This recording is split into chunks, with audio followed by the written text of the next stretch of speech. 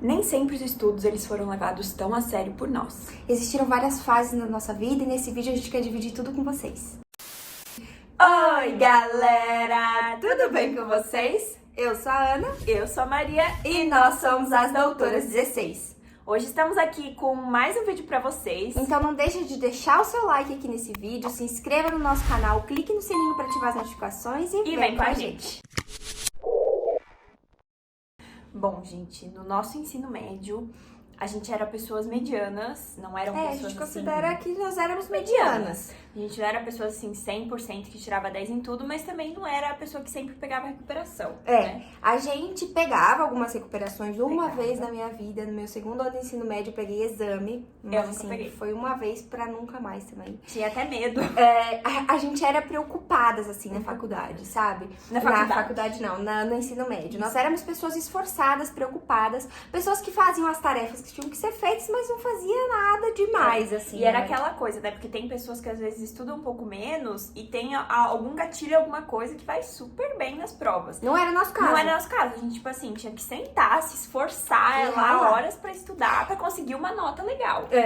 E se você tá no ensino médio, fica aqui nesse vídeo que a gente vai dar dica de três dicas, assim, básicas pra você conseguir melhorar e otimizar os seus estudos, tá bom? Mas eu lembro, Ana, muito bem que a gente, assim, levava com bastante seriedade, sabe? Os nossos pais sempre focaram muito nos estudos, que era importante. Então, assim, sempre depois da aula, alguma coisa a gente sempre fazia, né? Tipo e assim, nós não éramos alunas que faltávamos aula. Praticamente nunca. Nossos pais nunca. Não deixavam. A gente não Só faltava quando a gente tava, aula. tipo, muito mal.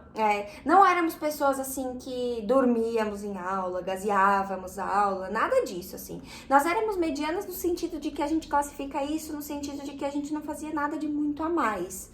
A gente fazia o que era proposto e era aquilo, entendeu? Então essa era a ideia. E aí eu acho que a nossa história começou a mudar um pouco, né, Maria? Quando a gente começou a estar mais no ensino médio, principalmente no meu segundo ano, mas basicamente no terceiro, mas assim, no segundo ano, quando a história começou a mudar um pouco. Porque aí, né, não era mais aquela sensação de passar de ano somente. Era uma sensação de, passei de ano, beleza, mas o meu propósito é passar numa faculdade. Passar de ano já não era um objetivo, tanto é que eu não tinha medo de reprovar. Porque eu sabia que se eu estava estudando para passar numa faculdade de medicina, eu jamais reprovaria. Assim, era impossível, basicamente, eu reprovar por conta de nota, né, Maria? Porque eu estaria estudando para algo a mais. A gente não ficou no nosso colégio até o terceirão. No terceirão a gente foi pra Curitiba. Se você não sabe de toda essa história, a gente vai deixar o link aqui na descrição do vídeo que conta essa nossa história. Mas, então a gente ficou até o segundo ano do ensino médio lá, cumprindo como todos os outros. E aí no terceiro a gente foi pra algo que era um pouco mais focado pro vestibular. E a gente foi, eu lembro que no meu terceirão eu tava com 300 pessoas, né, que eu já contei aqui pra vocês, e todos pra medicina. Então, assim, é algo mais focado. Isso. Então, assim, a nossa história começou a mudar nesse sentido, porque aí a gente começou a realmente estudar por um sonho. A gente tava, o nosso sonho movia. Então, assim, não era estudar por aí, aprender, lógico que, né, mas assim, o fundo era atingir um sonho, atingir um objetivo. E hoje a gente vê essa questão de estudo também muito como algo que tirou a gente, assim, faz a gente mudar essa questão um pouco de pensamento. Estudar refina a mente humana, né? Eu amo estudar. E aqui a gente fala que não é pra você se tornar uma pessoa 100% nerd, ou nossa, amo, né, de paixão estudar. Que só faz tudo, perfeição, porque isso não existe. É uma questão, assim, de você ter responsabilidade. Você ter responsabilidade com as coisas que você faz, com o que você quer atingir. Você ter seriedade, né, Maria? Ter seriedade. Você ser uma pessoa que tem seriedade, uma pessoa que tem responsabilidade, que independente de muitas vezes gostar ou não de fazer algo, você é uma pessoa responsável. Então, eu acho que é isso uma das coisas que conta muito nos estudos. Por mais que você não é sobre ser 100% nerd, é sobre ser uma pessoa responsável, séria e entender onde o estudo pode te levar, né? E agora nessa parte do vídeo a gente separou pra vocês 3 dicas pra você que quer otimizar a questão dos seus estudos. Pra você que tá no ensino médio, que às vezes eu sei que é um pouco cansativo. Um pouco, às vezes um pouco muito cansativo. É uma coisa que geralmente a gente passa boa parte do tempo fazendo o que não gosta. Essa é a realidade. Estudando talvez coisas que a gente não gosta. Então a gente separou aqui 3 dicas pra vocês. Bom, o primeiro ponto que é super importante é organização do seu tempo. Não é uma questão de estudar o dia inteiro, não é você se matar estudando. Gente, é organizar. Quando eu coloquei isso como uma prática diária, eu estudava 1 hora, 2, tava suficiente. Eu não precisava passar a tarde inteira naquele martírio que às vezes a gente fala assim, né? Deixa ali, eu tenho que estudar. E nunca pego o material, né? Aquela sensação de, por exemplo, hoje à tarde eu vou estudar, hoje à tarde eu tenho livre, então eu vou estudar tal matéria. Não deixa assim, hoje à tarde eu irei estudar, é muito vago. Programe. Dá umas 2. Dá umas 2. E depois eu tô livre. Depois tô livre. Ou dá umas 4, eu vou estudar, depois eu tô livre. Programa e horário, organização de tempo, isso muda a sua vida. Você que me ensinou. Eu ensinei pra Maria. Gente, eu tinha esse problema, tá? Eu era aquela pessoa, tipo, que... Hoje eu tenho a tarde pra estudar, daí a gente se impressiona. Nossa, uma tarde dá tempo de fazer muita coisa. Quando viu, passava a tarde. Quando vê, você não fez nada.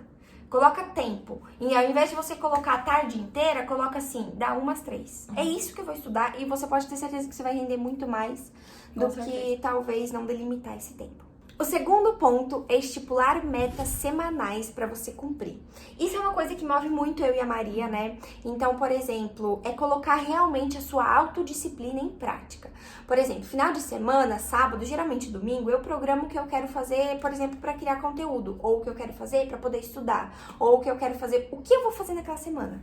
Então, por exemplo, assim, se eu tenho que estudar, eu sei que eu tenho tais aulas e tal coisa para estudar.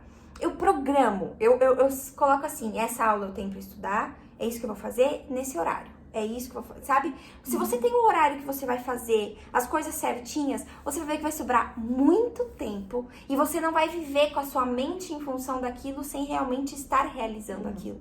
Porque às vezes a gente tem essa semana eu vou estudar. Aí você fica a semana inteira com esse negócio da mente de estudar, quando você vê na prática você fez pouco e nada. Não faz nada. Por isso que uma das coisas também que até, Ana, você sempre fala, né, pra mim, Maria, sempre viva o momento presente. O que você precisa fazer agora, sabe?